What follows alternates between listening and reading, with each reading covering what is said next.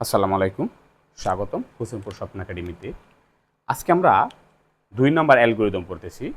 ওটা হচ্ছে গিয়ে 3টি সংখ্যার যোগফল নির্ণয়ের অ্যালগরিদম। অর্থাৎ 3টি পূর্ণ সংখ্যা দেওয়া থাকবে, তার যোগফল নির্ণয়ের জন্য আমরা অ্যালগরিদম লিখব। আমরা দেখি এই যোগফলের কাজ কেমনে করতে হয়। অ্যালগরিদম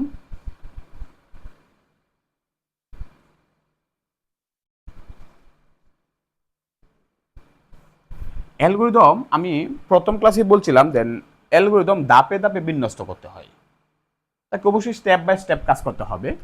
আমি লিখলাম স্টেপ। প্রথম ক্লাসে বলছিলাম কিছু বুঝো আর না বুঝো, অর্থাৎ অ্যালগরিদম শুরু করে দিতে হবে। স্টেপ 1 স্টার্ট, এটুকু লিখতে হবে।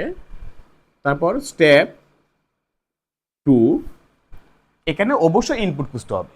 প্রথম ক্লাস যারা দেখছো তারা অবশ্যই বুঝার কথা।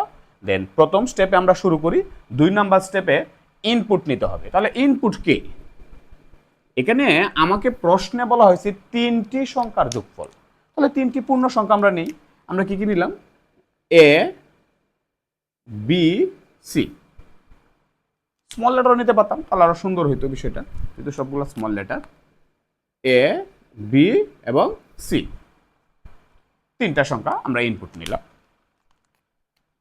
তারপর স্টেপ 3 মধ্যে হচ্ছে আমার সূত্র প্রয়োগ করতে হবে। এখন যোগফলের জন্য সূত্র কি? যোগফল প্রকাশ করা হবে সাম। আমরা শুধু এস লিখলে হয়তো, আমরা এস ইউ এম সাম লিখলাম। যোগফল এ প্লাস বি প্লাস সি। তারপরে স্টেপ 4 প্রিন্ট সাম। Step 5 int. আরেকবার তোমরা লক্ষ্য করো, আমি বলতেছি 3টি সংখ্যার যোগফল নির্ণয়ের অ্যালগরিদম।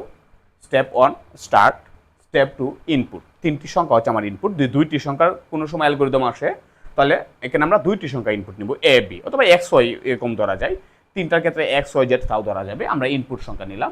3 নাম্বারে আমরা যোগফল সূত্র প্রয়োগ করলাম। তো যোগফল কি? 3টি সংখ্যার যোগফল, তার মানে কি এ বি সি 3টা কি করতে হবে? যোগ করতে হবে।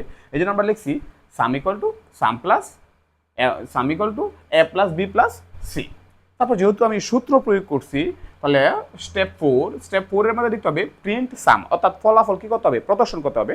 এখানে বাক্যগত পরিবর্তন করা যাবে, আউটপুট সাম, আউটপুট বা বিভিন্নভাবে লেখা যায়। তারপরে ফার্স্ট নাম্বারে কি করতে হবে? ইন্ট, শেষ করতে হবে। আজকের ক্লাসটা এই পর্যন্তই।